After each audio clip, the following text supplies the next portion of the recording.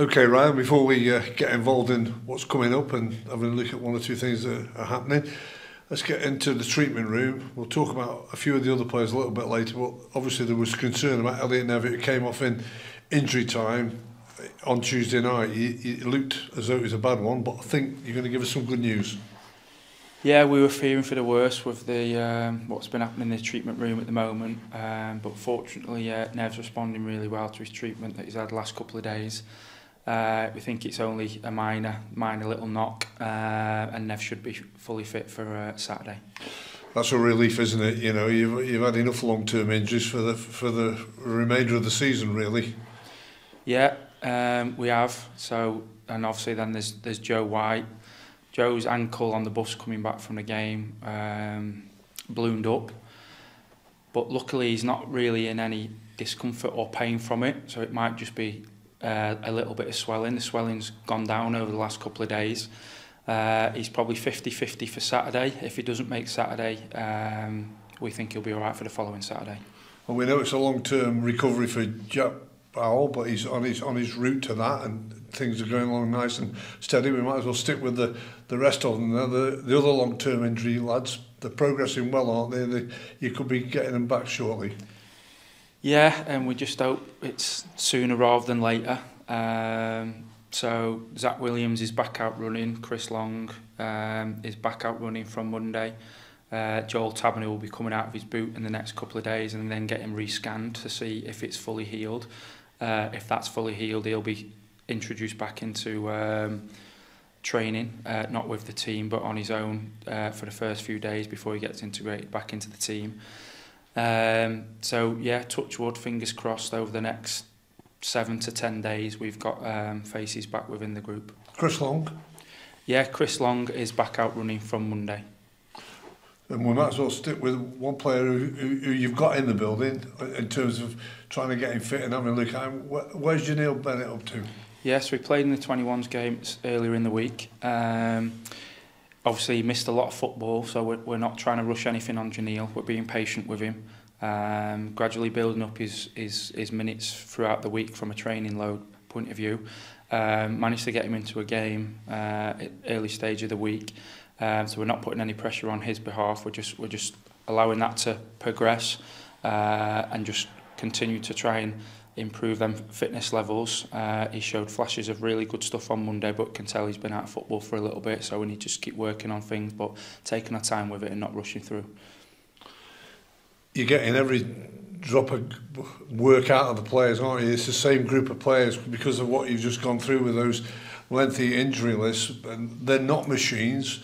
But you've got an FA Cup game this weekend, weather permitting, coming up. Does that alter the thought of selection? I know you haven't got many options, but you've got some youngsters who are desperate and keen to get into the first team again. They've already had a taste in the Bristol Street Motors Trophy.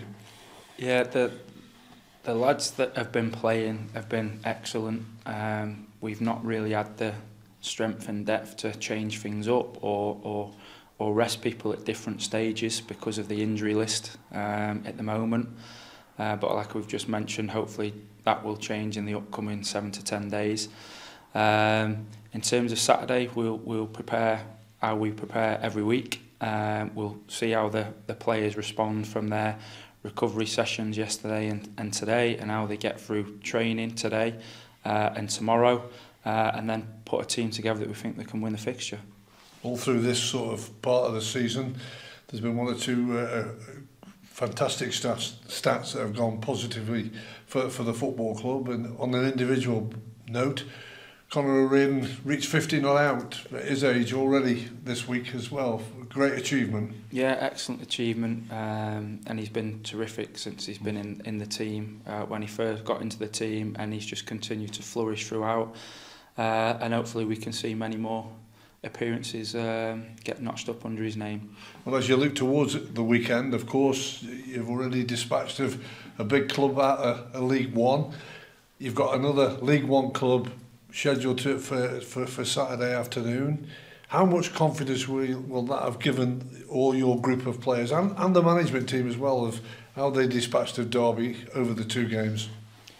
Yeah, that's the level that we want to be at come next season. So it was a good test to playing against the players at that level. So it was a good test for some of our players being involved in them types of games, and it'll be a similar test come Saturday.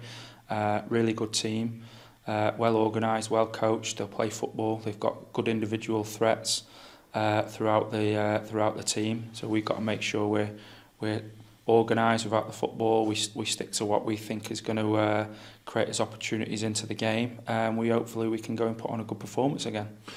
That's an interesting phrase that you use there, individual threats that Bristol Rovers have got. The interesting stat is you've had 16 individual goal scorers and they've got 12 as well. So that's going to be an interesting one, isn't it? You know, the goals are coming from both sides, from all over the park. Yeah, it'll be a game full of goals. Hopefully we score more goals than them. I'm not sure my dad will be too pleased about that.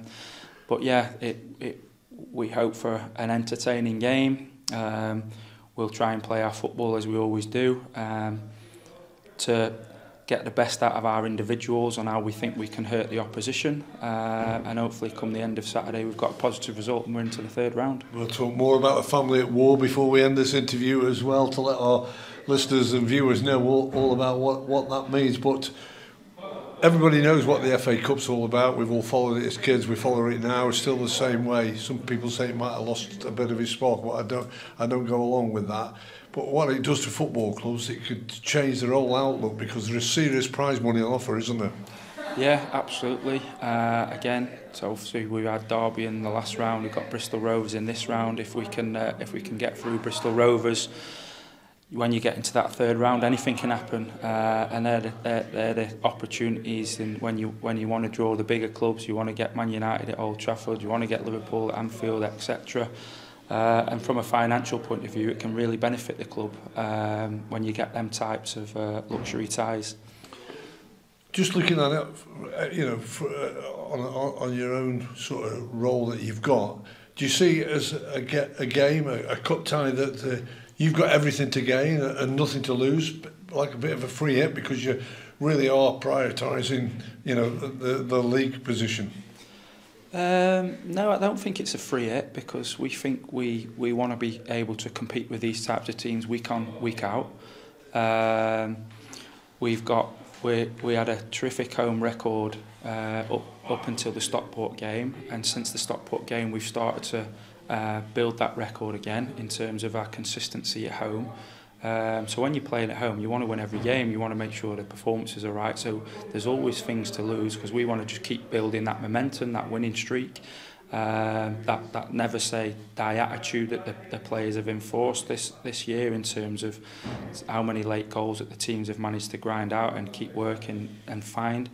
So I think there's always things that you can win or lose with, in terms of nothing to gain or everything to lose, however you want to look at it.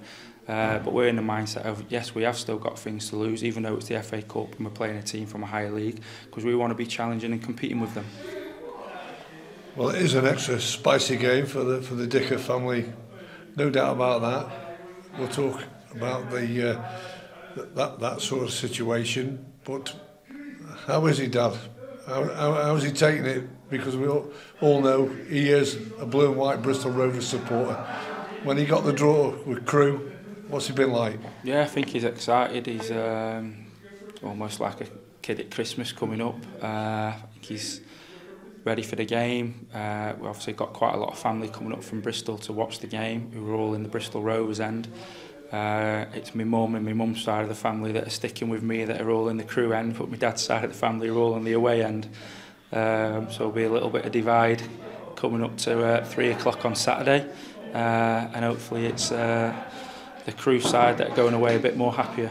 He won't give anything away, will he? He won't be telling you any secrets about how Bristol Rovers are going to be and what the team is. Surely he won't do that. He just really does mean he wants Bristol Rovers to win, never mind the son Ryan. Yeah, that's it. And he's not afraid to say it. He wants me to do well at every opportunity, other than when we play up against Bristol Rovers, and that won't change, and that'll never change, regardless of the situation. That's how it is. Adds that little bit of extra family spice coming to the game on Saturday, but we're all looking forward to it.